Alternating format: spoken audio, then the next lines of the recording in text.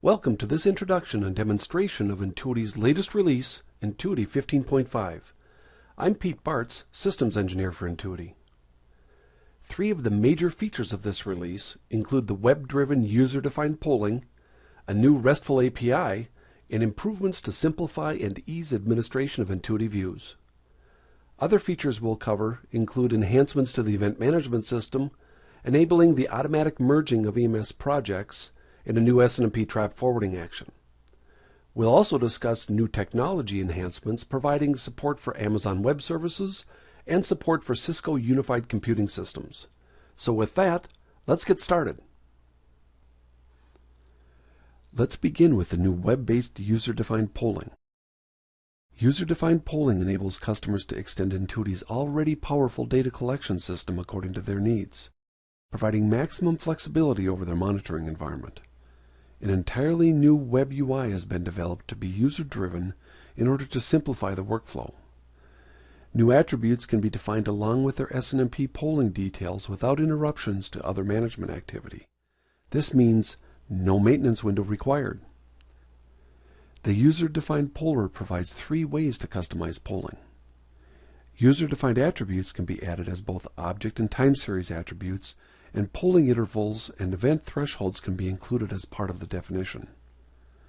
Also, new user-defined objects can be created along with their specific custom attributes. A good example of this would be building a new object to represent a multicast group, and discover all of the groups from a suitable SNMP MIB table on a managed device. The third way is to create a new collector for existing objects and time series attributes. And consistent with the rest of the system, all user-defined data is visible through the Entuity web UI and available for reporting and event and incident generation. Let's look at some examples of how this new functionality can be leveraged. In my installation, I've created a custom attribute to monitor the current number of TCP connections on my devices. Since I've already created this attribute, let's go back and look at how I did it.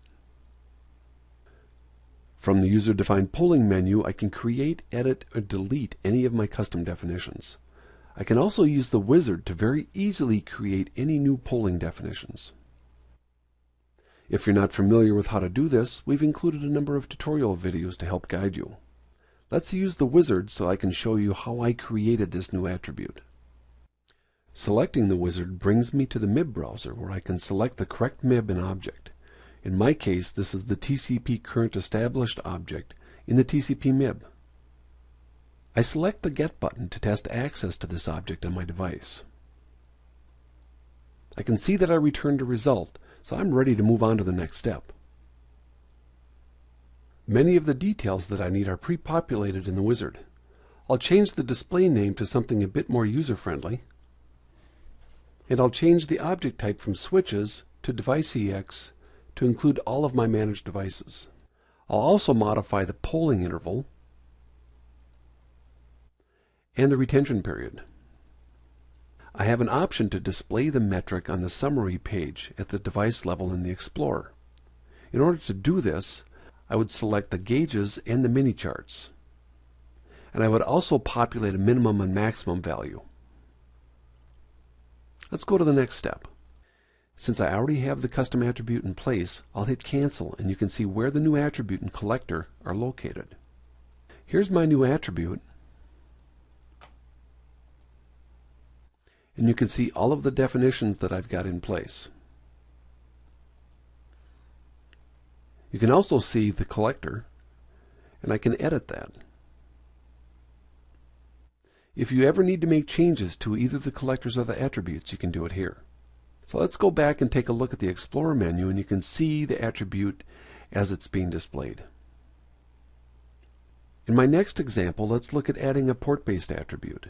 In my installation, I've added multicast to a number of key devices, and I'd like to monitor the multicast traffic.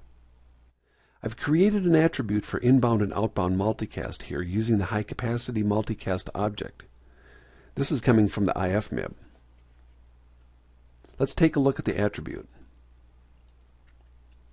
You can see that I'm collecting the attribute. This is a counter, and I'm displaying it on the gauges and the mini charts. I've also created a collector to go out and gather the information for this attribute. Because this is a port-based attribute, I need to change the index to look at the IF index. If I was just doing this at a device level, the index would be set to none.